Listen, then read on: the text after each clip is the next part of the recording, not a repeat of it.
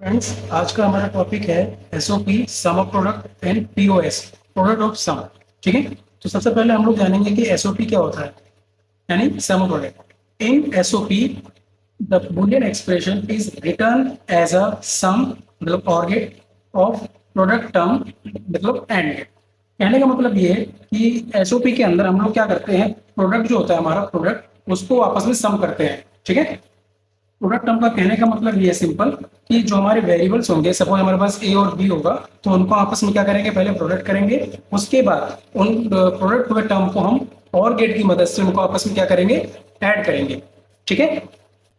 For example, मान लीजिए हमारे पास दो वेरिएबल ये हो गए, A into D plus B into C plus A into C. तो देखिए यहाँ हमारे पास डिफरेंट अलग अलग दो तीन प्रोडक्ट है बेसिकली। ठीक है। तो हम उनके बीच में देखो, पहला हमारा क्या हो रहा है, प्रोडक्ट। उसके बाद क्या कर रहे हैं, उसको आपस में हम ऐड कर रहे हैं, मतलब sum of product. Okay. I hope आपको ये क्लियर हो गया होगा। Each product term is called the min term. जो जितने भी हमारे प्रोडक्ट टर्म आएंगे उनको हम क्या कहते हैं, मीन टर्म। ठीक है। We select mean term from the row fair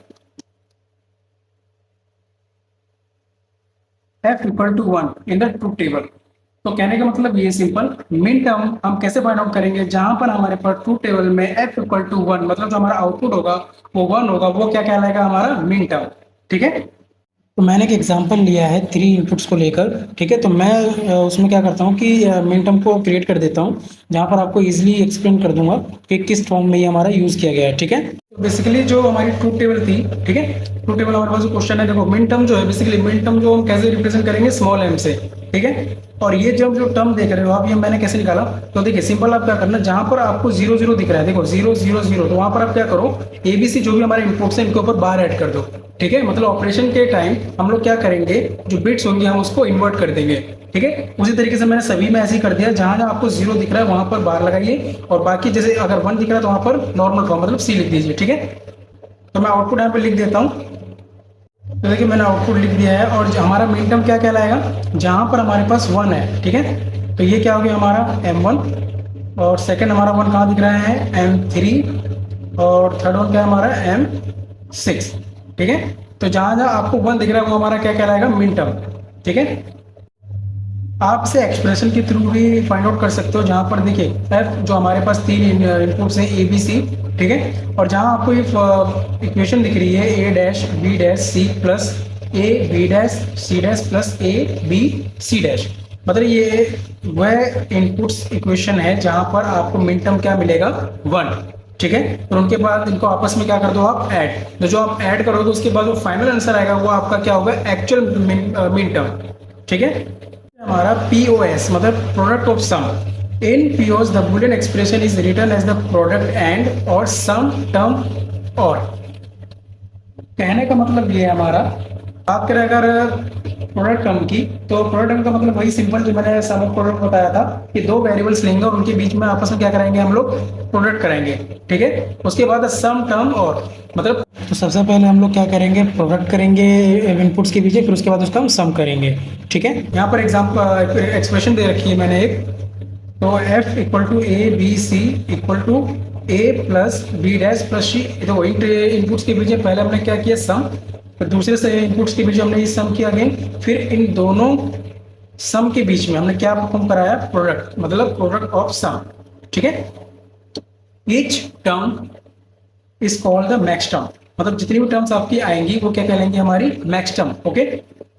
we select max term from the row where the output F equal to zero, मतलब हम मैक्स टर्म कैसे फाइंड आउट करेंगे, जहां जहां हमारा आउटपुट जीरो आएगा वो हमारा क्या कहलाएगा, मैक्स टर्म।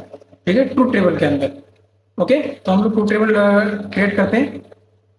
ओके। जिस तरह हमने एसओपी में ट्रूथ टेबल को क्रिएट किया था, उसी तरीके से हम पीओस में भी करेंगे। सिर्फ मेजर माइनर सा डिफरेंस ये है कि वहां पर हम लोग क्या कर रहे थे, जीरो जहां हमारे पास था उस जगह हम जो इनपुट्स था हमारा, सपोज ए, तो हम उसका क्या कर देते थे, इन्वर्ट। पर यहाँ पर हम लोग कहां पर करेंगे, जहां पर हमारे पास वन होगा वहां पर हम लोग उसका क्या कर देंगे, इन्वर्ट। ठीक है। और मैक्स टर्म को हम लोग कैपिटल एम से रिप्रेजेंट करते हैं। ठीक है। तो फटाफट लिख लेते हैं।